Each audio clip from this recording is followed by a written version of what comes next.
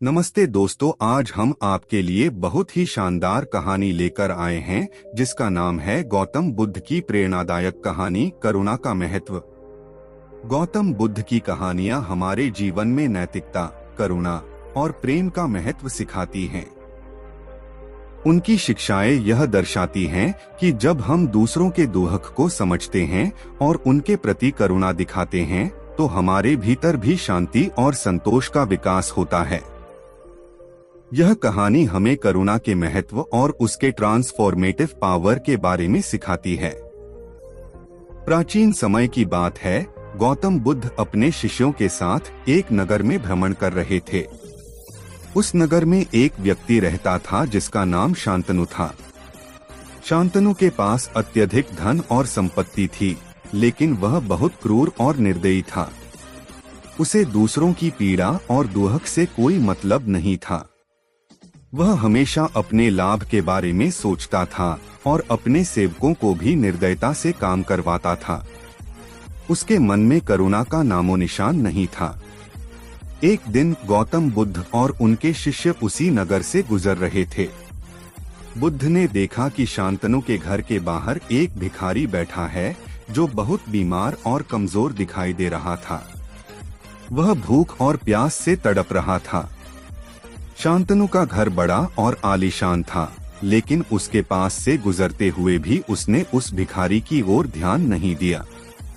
बुद्ध ने शांतनु के इस व्यवहार को देखा और उनके मन में विचार आया कि इस व्यक्ति को करुणा का महत्व सिखाना आवश्यक है। गौतम बुद्ध उस भिखारी के पास गए और उससे प्यार से पूछा, तुम्हारा नाम क्या है और तुम यहाँ क्यों बैठे हो? भिखारी ने कमजोर आवाज में उत्तर दिया, मेरा नाम देव है। मैं कई दिनों से भूखा और बीमार हूँ। मुझे कहीं से भी खाने के लिए कुछ नहीं मिला। यहाँ बैठकर मैंने सोचा कि शायद कोई दयालु व्यक्ति मुझे कुछ खाने को दे दे। बुद्ध ने देव की बात सुनकर शांतनु से कहा, क्या तुम इस व्यक्ति को थोड़ी सी सहायता कर सकते हो? उसे कुछ भोजन और पानी दे दो। यह व्यक्ति बहुत ही भूखा और प्यासा है। शांतनु ने क्रोधित होकर उत्तर दिया, यह मेरा घर है और मैं यहाँ किसी भी भिखारी को दान देने के लिए बाध्य नहीं हूँ। ये भिखारी आलसी और बेकार होते हैं। इन्हें केवल मुफ्त में खाना चाहिए। मैं अपने मेहनत से कमाए हुए धन को इन पर व्यर्थ नहीं करना चाहता। शांतनु के इस उत्तर को सुनकर बुद्ध ने शांत स्वर में कहा, शांतनु, यदि तुम इस व्यक्ति की सहायता नहीं करना चाहते तो मैं इसकी देखभाल करूंगा। लेकिन याद रखो, करुणा और प्रेम के बिना मानव का जीवन अधूरा है। जो व्यक्ति दूसरों की पीड़ा को समझता है और उनके प्रति करुणा दिखाता है, वही सच्चे अर्थों में महान है। यह कहकर बुद्ध ने अपने शिष्यों से कहा कि वे देव के लिए भोजन और पानी लाएं। शिष्यों ने तुरंत आदेश का पालन किया और देव को भोजन और पानी दिया। देव ने बुद्ध को धन्यवाद दिया और उनके प्रति अपनी कृतज्ञता प्रकट की। बुद्ध ने उसे सांत्वना दी और उसे आश्वासन दिया कि सब कुछ ठीक हो जाएगा। इस घटना के बाद शांतनु के मन में कुछ परिवर्तन होने लगा। उसने देखा कि गौतम बुद्ध ने बिना किसी स्वार्थ के एक अजनबी भिखारी की मदद की। उन्हें देखकर शांतनु के मन में सवाल उठने लगे। उसने सोचा, आखिर क्यों ये साधु जो स्वयं कुछ नहीं रखते इस भिखारी की मदद करने के लिए तैयार हैं? क्या करुणा और प्रेम का वास्तव में कोई महत्व है? कुछ दिनों के बाद शांतनु के जीवन में एक बड़ी घटना घटी। उसका छोटा बेटा अचानक बीमार पड़ गया। शांतनु ने नगर के सभी वैद्यों को बुलाया, लेकिन कोई भी उसके बेटे की बीमारी को ठीक नहीं कर पाया। उसका बेटा दिन ब दिन कमजोर होता जा रहा था और शांतनु की चिंता बढ़ती जा रही थी। अंत में शांतनु ने सुना कि गौतम बुद्ध अभी भी नगर में हैं। उसने बुद्ध के पास जाकर उनके चरणों में गिरकर कहा, भगवान, कृपया मेरे बेटे को बचा लीजिए। मैं आपकी मदद के बिना कुछ नहीं कर सकता। गौतम बुद्ध ने शांतनु की ओर देखा और बोले, शांतनु, मैं तुम्हारे बेटे को ठीक करने की शक्ति नहीं रखता, लेकिन तुम अपने भीतर करुणा और प्रेम के भाव को जागृत कर सकते हो। करुणा एक ऐसी शक्ति है जो दूसरों की पीड़ा को कम कर सकती है और तुम्हारे जीवन में सुख और शांति ला सकती है। यदि तुम सच में अपने बेटे के ठीक होने की कामना करते हो तो तुम अपनी क्रूरता और निर्दयता को छोड़कर करुणा के मार्ग पर चलो। बुद्ध की बातें सुनकर शांतनु का हृदय पिघल गया। उसने अपने भीतर के अहंकार और कठोरता को त्यागने का निर्णय लिया। उसने नगर के सभी गरीब और जरूरतमंद लोगों की सहायता करने का संकल्प लिया। शांतनु ने अपने बेटे के ठीक होने की कामना करते हुए अपने धन का एक बड़ा हिस्सा दान कर दिया और नगर के गरीबों को भोजन, कपड़े और दवाइयां बांटी। शांतनु के इस परिवर्तन के कुछ दिनों बाद ही उसके बेटे की तबीयत में सुधार होने लगा। धीरे धीरे उसका बेटा पूरी तरह से स्वस्थ हो गया। शांतनु के लिए यह एक चमत्कार से कम नहीं था। उसने समझ लिया था कि करुणा और प्रेम की शक्ति अद्भुत होती है। अब शांतनु का जीवन पूरी तरह से बदल चुका था। वह नगर के सभी गरीबों और जरूरतमंदों की सहायता करने लगा। उसकी निर्दयता और क्रूरता अब करुणा और प्रेम में बदल चुकी थी। शांतनु के इस परिवर्तन ने नगर के अन्य लोगों को भी प्रेरित किया। लोग अब अपने आसपास के जरूरतमंदों की सहायता करने लगे। नगर में करुणा और प्रेम का वातावरण बन गया। लोग एक दूसरे के दुख को समझने लगे और उनके प्रति करुणा दिखाने लगे। नगर में अपराध और हिंसा कम हो गई और लोग शांति और सौहार्द के साथ रहने लगे। गौतम बुद्ध ने नगर के लोगों को संबोधित करते हुए कहा, करुणा और प्रेम ही मानव जीवन का वास्तविक आधार हैं। जब हम दूसरों की पीड़ा को समझते हैं और उनके प्रति करुणा दिखाते हैं तो हमारे भीतर भी शांति और संतोष का विकास होता है।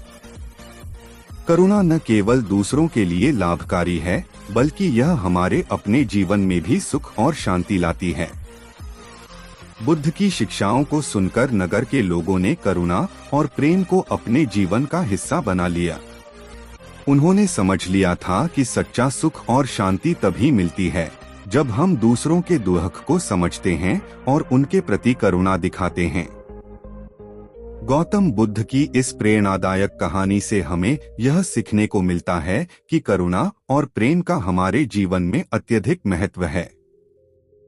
जब हम दूसरों के दुख को समझते हैं और उनके प्रति करुणा दिखाते हैं तो हमारे भीतर भी शांति और संतोष का विकास होता है। करुणा केवल एक गुण नहीं, बल्कि यह हमारे जीवन को सार्थक बनाने का एक मार्ग है। इस कहानी के माध्यम से हमें यह संदेश मिलता है कि हमें अपने जीवन में करुणा और प्रेम का महत्व समझना चाहिए। हमें अपने स्वार्थ से ऊपर उठकर दूसरों की पीड़ा को समझना चाहिए और उनकी सहायता के लिए तैयार रहना चाहिए। गौतम बुद्ध की शिक्षाएं हमें दिखाती हैं कि करुणा और प्रेम के मार्ग पर चलकर हम अपने जीवन को शांति और संतोष से भर सकते हैं। इस कहानी को अपने मित्रों और परिवार के साथ साझा करें और उन्हें भी करुणा के महत्व को समझने में मदद करें। करुणा और प्रेम की राह पर चलने के बाद शांतनु का जीवन पहले जैसा नहीं रहा। उसका हृदय अब दया और उदारता से भर गया था। उसने अपने पुराने जीवन के दोषों को पहचान लिया था और अब वह अपने धन और समय का एक बड़ा हिस्सा समाज सेवा में लगाने लगा था।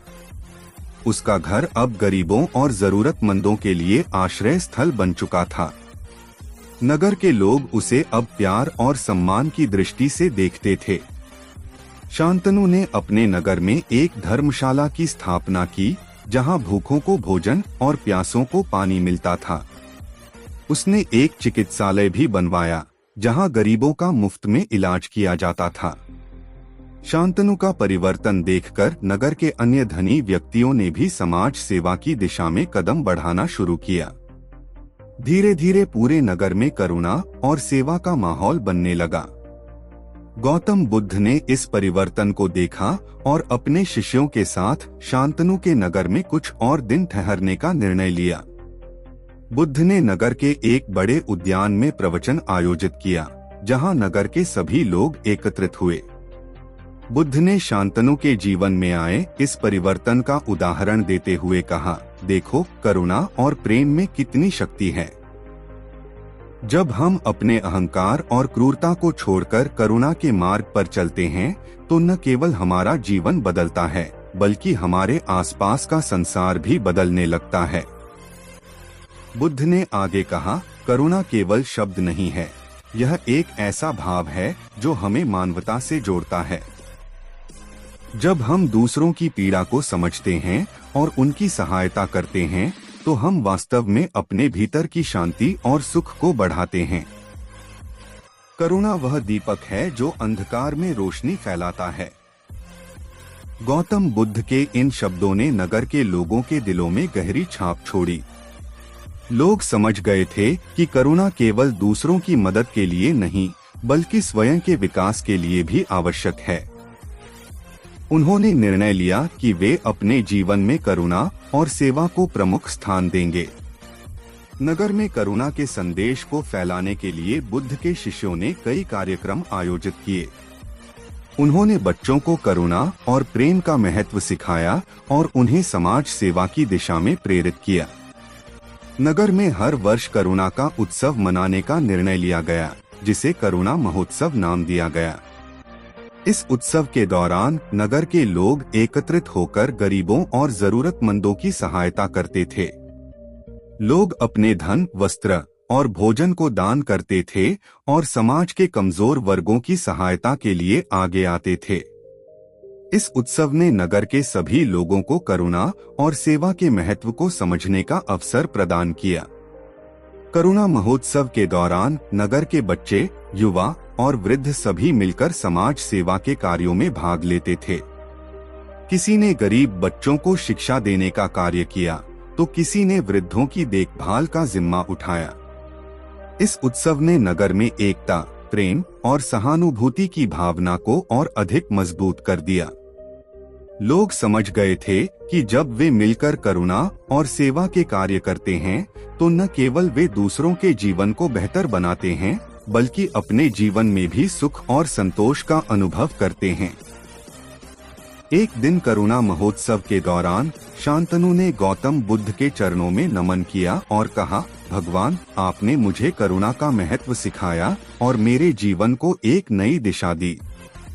मैं आपका आभारी हूँ कि आपने मेरे हृदय में करुणा के भाव को जगाया।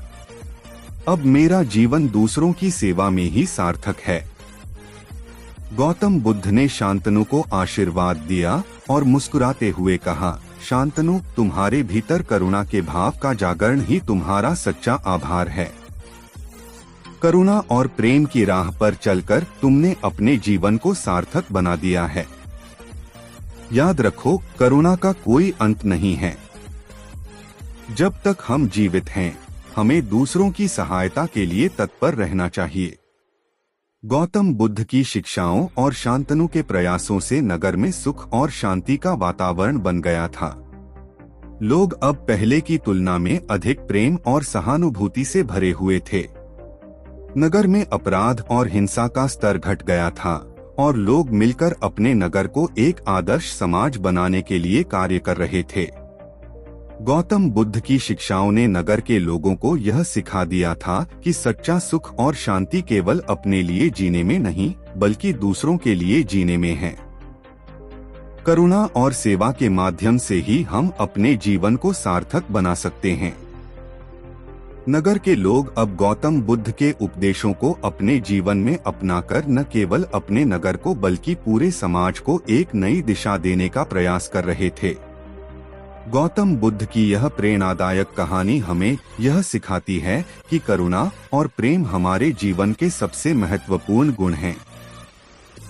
जब हम अपने अहंकार और स्वार्थ को छोड़कर दूसरों के दुख को समझते हैं और उनकी सहायता करते हैं, तब हम सच्चे सुख और शांति का अनुभव करते हैं। करुणा के बिना जीवन अधूरा है और केवल करुणा के माध्यम से ही हम अपने जीवन को सार्थक बना सकते हैं। इस कहानी के माध्यम से हमें यह संदेश मिलता है कि हमें अपने जीवन में करुणा और प्रेम को प्रमुख स्थान देना चाहिए। हमें दूसरों की पीड़ा को समझना चाहिए और उनकी सहायता के लिए तत्पर रहना चाहिए।